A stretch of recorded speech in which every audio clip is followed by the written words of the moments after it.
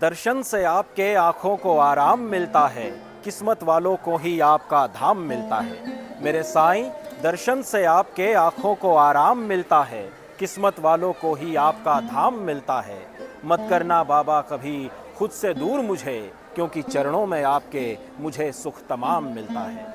ओम साई राम, नमस्कार, प्रणाम। मैं सचिन माधव सुपेकर आप सभी का साईं के दीवाने चैनल पर एक बार फिर से हार्दिक स्वागत करता हूँ।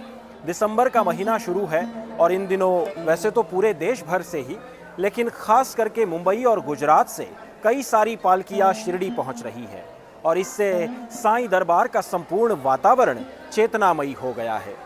दरअसल भारी संख्या में यहाँ पहुंच रहे पदयात्री साईं भक्तों का हुजूम, उनकी ये चहल पहल ही दिव्य साईं दरबार के प्रभा मंडल की असल रौनक है। दिवाली के बाद से वीडियो करने का मौका नहीं मिला, तो आज सोचा कि इस वीडियो के बहाने आपसे मुलाकात की जाए।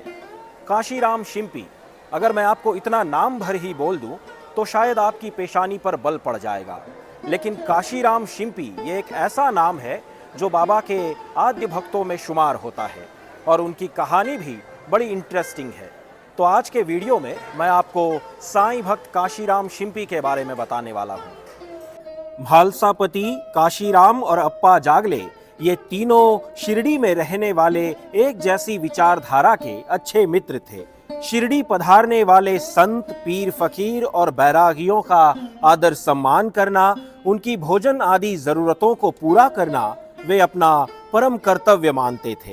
भगत म्हालसापति जब खंडोबा मंदिर में साईं बाबा का स्वागत करके उन्हें शिरडी गांव में ले आए, तब वहां बाबा की भेंट काशीराम और अप्पा से हुई और उस दिन से तीनों मित्र बाबा के भक्त बन गए और उनकी रोजमर्रा की जरूरतों का ध्यान रखने लगे। काशीराम शिंपी बड़े ही दयालु, ईमानदार तथा धार्मिक प्रवृत्ति के व्यक्ति थे। काशीराम कपड़ा व्यापारी थे। उनके पास धन संपदा और घोड़े रखने के अस्तबल थे। वे बाबा से बहुत प्रेम करते और उन्हें टोपी तथा कफनी सिलवा कर देते। जब बाबा ने महासमाधि ली तो उनकी एक पोटली मिली जिसमें काशीराम शिंपी ने सिल कर दी हुई एक टोपी और कफनी भी मिली थी। काशीराम धुनी माई के लिए लकड़ी देते और रोज सुबह आकर बाबा के चरणों में 2 पैसे रखा करते थे। उस समय तक बाबा ने भक्तों से दक्षिणा लेना आरंभ नहीं किया था, लेकिन काशीराम द्वारा प्रेम और भक्तिभाव से दिए 2 पैसे को बाबा स्वीकारते थे। अगर किसी दिन बाबा उनके दिए दान को स्वीकार नहीं करते तो उस दिन काशीराम फूट फूट कर रोते थे। आगे कुछ दिनों बाद तो काशीराम शिंपी अपनी दिन भर की कमाई लाकर बाबा के चरणों में अर्पित करने लगे। सारे पैसे सामने रखकर वे बाबा को उनकी इच्छानुसार धन उठाने के लिए कहते। धीरे धीरे काशीराम के मन में अहंकार का बीज पनपने लगा। उसे लगने लगा कि वो ही बाबा की तमाम जरूरतें पूरी कर रहा है। पर साईं तो अंतर्यामी है, वे काशीराम के मन का भाव समझ गए। अब बाबा ने उसके सारे दिन की कमाई को अपने पास रखना शुरू कर दिया। उससे दक्षिणा में अधिक धन मांगने लगे। इससे काशीराम की आर्थिक स्थिति बिगड़ गई। अंत में उन्हें बाबा से कहना पड़ा कि अब मेरे पास पैसे नहीं है। लेकिन अभी परीक्षा पूरी नहीं हुई थी।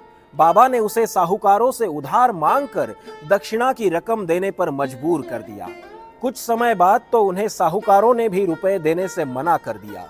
हार कर काशीराम को अपनी गलती का एहसास हुआ। वे समझ गए कि ब्रह्मांड के राजाधिराज श्री साईं समर्थ को हम कुछ भी देने में समर्थ नहीं है।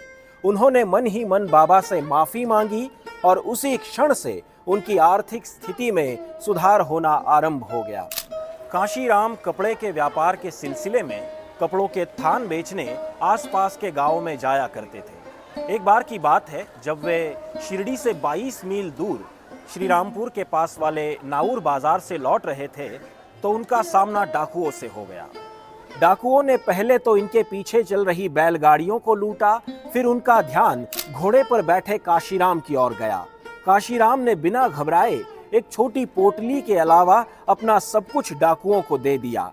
इससे डाकुओं को शक हुआ कि पोटली में अवश्य ही कोई कीमती वस्तु है जिसे काशीराम देना नहीं चाहते। वास्तव में उस पोटली में चीनी थी जिसे काशीराम चींटियों को खिलाते थे। संत जानकी दास ने उन्हें प्रतिदिन चींटियों को चीनी खिलाने की सलाह दी थी, लेकिन काशीराम के ऐसे वो पोटली न देने पर डाकू भड़क गए। उन्होंने उन पर वार कर दिया, जिससे काशीराम घायल होकर गिर पड़े। तभी उन्हें अपने समीप पड़ी हुई एक तलवार नजर आई। उन्होंने बड़ी हिम्मत करके तलवार उठाई और 2 डाकुओं को मार गिराया। तभी तीसरे डाकू ने काशीराम के सिर पर कुल्हाड़ी से वार किया और काशीराम लहूलुहान होकर जमीन पर गिर गए। डाकुओं ने उन्हें मृत समझकर वहीं छोड़ दिया और वहां से भाग गए। कुछ समय बाद काशीराम होश में आए। उन्होंने आसपास इकट्ठा हुए लोगों से उन्हें शिरडी पहुंचाने को कहा। उधर शिरडी में बाबा ने श्यामा को काशीराम की देखभाल और दवा दारू करने का आदेश दिया। श्यामा, जो आयुर्वेद का भी अच्छा ज्ञान रखते थे, उन्होंने भी बाबा की आज्ञा का पालन किया और कुछ ही दिनों में काशीराम स्वस्थ हो गए। जिस रात डाकुओं ने काशीराम पर हमला किया था, उसी समय इधर द्वारका माई में शांत बैठे बाबा अचानक क्रोधित हो गए थे। वे गालियां देने लगे और सटके को हवा में जोर जोर से घुमा रहे थे, मानो जैसे बाबा ही काशीराम की रक्षा के लिए लड़ रहे हो। और वैसे भी काशीराम पर ऐसे हथियार बंद डाकुओं ने जो हमला किया था, उसमें बच पाना बड़ा कठिन था, परंतु बाबा की अदृश्य शक्ति ने उनकी रक्षा की और उनके प्राण बच गए। उनकी इस बहादुरी के लिए उस समय महाराष्ट्र सरकार ने उन्हें एक तलवार भेंट देकर सम्मानित भी किया था। शिरडी के गांव वाले काशीराम को शिंपी कहकर बुलाते थे, इसीलिए बाबा भी उन्हें शिंपी कहते। शिंपी इनकी जाति का प्रतीक था, इसीलिए वे इसे उपनाम में भी प्रयोग करते थे। आज इनके वंशज मिराने उपनाम का प्रयोग करते हैं। वर्ष 1908 की चैत्र एकादशी को साईं भक्त काशीराम का देहांत हो गया। इनके वंशज, इनकी चौथी पीढ़ी आज भी शिरडी के इसी घर में रहती है और बाबा की भक्ति और सेवा करके अपने वंश की परंपरा को अनवरत आगे बढ़ा रही है। हम साईं के दीवाने आज साईं के इस आद्य भक्त काशीराम जी को हृदय पूर्वक नमन करते हैं। बाबा की पूजा सामग्री से जुड़ी कोई भी चीज शिरडी साईं दरबार से अपने घर मंगाने के लिए हमारी sainkedivane.com इस वेबसाइट को आज ही विजिट करें। मिलते हैं अगले वीडियो में। अपना ख्याल रखें। ओम साई राम।